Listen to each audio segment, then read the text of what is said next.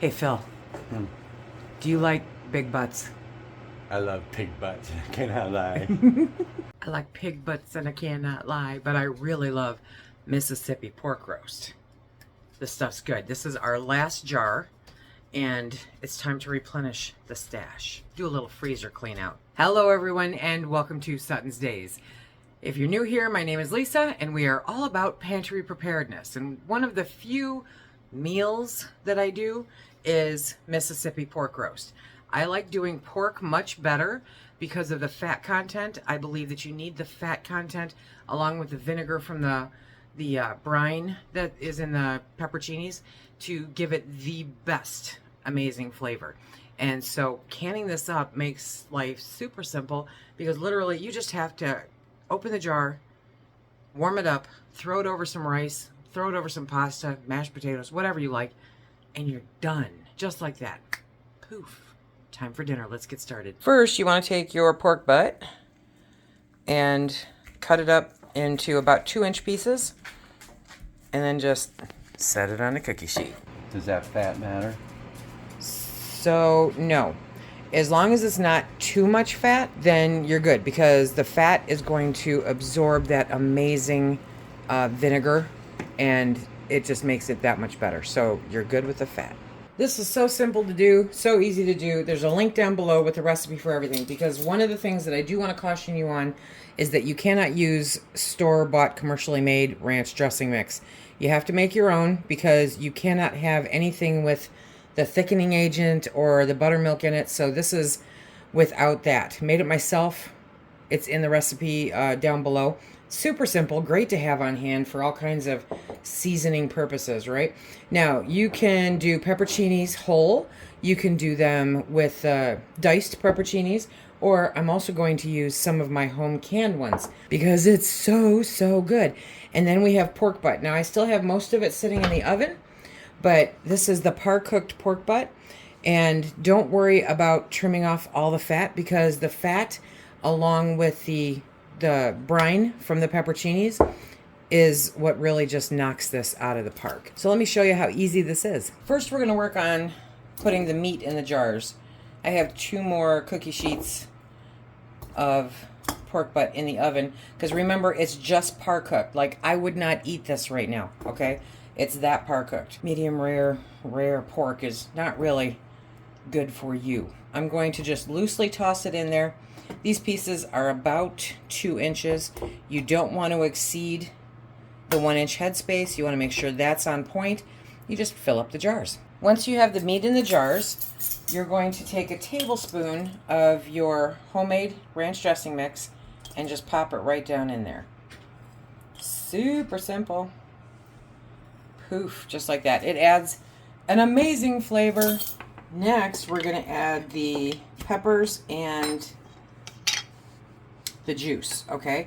Because you want a 1/4 cup, at least a 1/4 cup of the juice in each jar, because that is where your flavor is going to come from. It doesn't make it hot, it makes it good. Oh, look at that. Okay, so then we'll also add the peppers. Now the other meat is cooking right now, so I'm just working on these 3 jars at this time. Okay, 1/4 cup. There we go. We're going to add the peppers. And now we're just going to push them down. And we're going to do it now with a fork because that's harder. Okay, so just, you want to get them down there. You want to make sure you haven't overstuffed the jars. And we're going to be processing these for the meat time. Next, we're going to add chicken stock. You can also just add water. I'm just adding the liquid. Well, let's keep that there. From chicken stock that I've canned. And we're going to put it there. And we're going to top off these jars. Again, the measurements are down below. Now we're going to go in there and debubble. Very important. You want to make sure that there's no trapped air bubbles in there because that can cause siphoning. And that is no fun. Does the meat have to be underneath it? No, but it's preferable because that's how the juice gets soaked up into it during the canning process. So just go through, debubble those. Okay, because this is pork, I'm using vinegar. I want to make sure that there's nothing on these rims, okay? So you want to clean them off, make sure they're completely free of debris, and if you can, make sure that there is no chips or scratches in there. As always, we are using 4 Jars canning lids. They are the best lids ever. You see that button? Look at that button right there. They have a wonderful compound on them. They have that nice lip. They're just fantabulous, okay? So we're going to place those on the jars. Should I use wide mouth or should I use regular mouth? Totally up to you. I use whatever I grab. I'm just exactly that particular, okay? So a lot of people, the wide mouth are easier to clean. You know, when you go to empty the jar, it's easier to get the contents out sometimes, but seriously, 6 one, half dozen the other.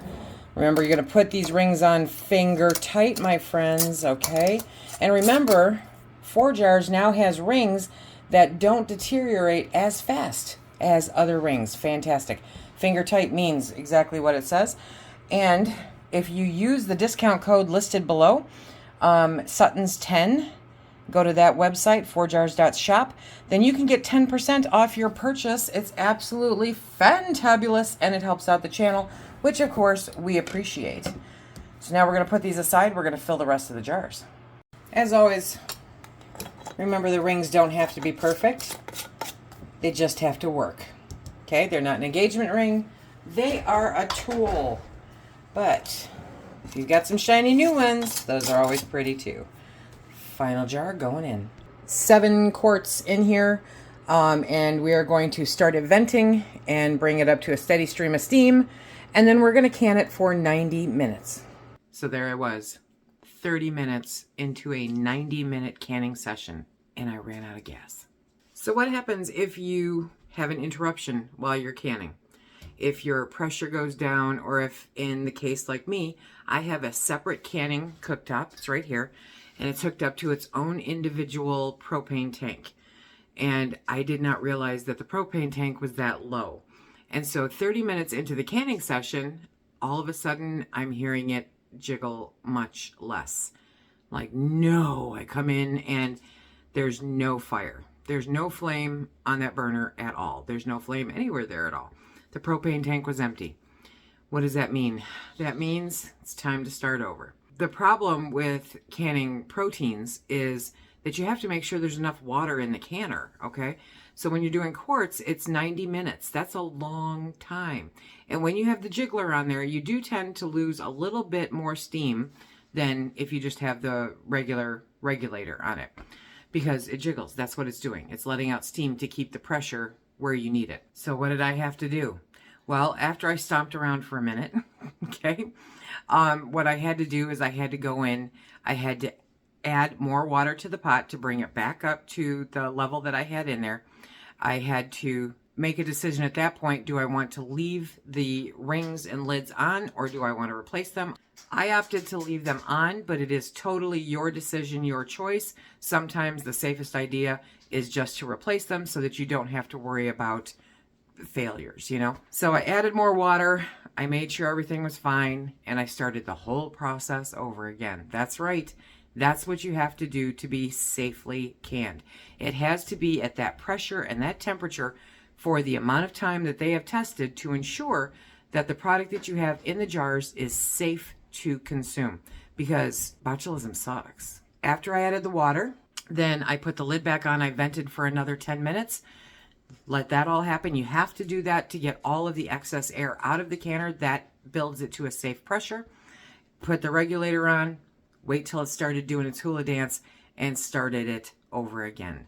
Another 90 minutes. So I lost an hour there with having to get everything reset, having to refill the water, having to build back up pressure, having to do all that. Are there ways to avoid this? Well, yes. Thank you for asking. So make sure you block your time, because a lot of people, you know, will just kind of, I have this amount of time to do this project and this is what's going to happen. And if something happens to interrupt you, then you have to start the whole process over again. No ifs, ands, or buts about it. Make sure that you have enough propane or enough whatever in order to finish the process. Now, for those of us who live rural, oh, it's always fun, because you never know when the power is going to go out. So I know quite a few of my rural friends that if the weather is being wonky, won't even start a canning project because you don't know if it's going to be interrupted. And if it is interrupted and you cannot restart it immediately like I did, then you have to take those contents out. You have to put them in the fridge until it is then safe to recan them. I hope this little mishap was a teaching lesson. What kind of mishaps have you had? As always, you let it depressurize completely on its own before you mess with taking the jars out. And then let it sit for 15 minutes or so, right? And here we go. That is what they look like. And they're a bubbling, but no troubling. We have 11, thank you, new math. We have 7 quarts of Mississippi pork roast. It is gorgeous. Ooh, this is hot. Okay, look at that, look at that, look at that. That is Phil's dinner tonight. All I did was take the jar of Mississippi pork roast, pour it into a pot, liquid and everything, right? And then I let it come up to a boil, and then I added the rice, probably quarter to a half cup of rice, covered it up, took it off the heat, let it sit. That rice cooked perfectly, and it absorbed all of that amazing flavor and all of the spices. The meat is in there, and it's just perfect. I mean, dinner in like 10 minutes, seriously. That simple. If you want to see an older video about making the Mississippi pork roast, definitely check this out here. A little more in-depth than today, but good stuff. Check out the link down below, and we'll see you later.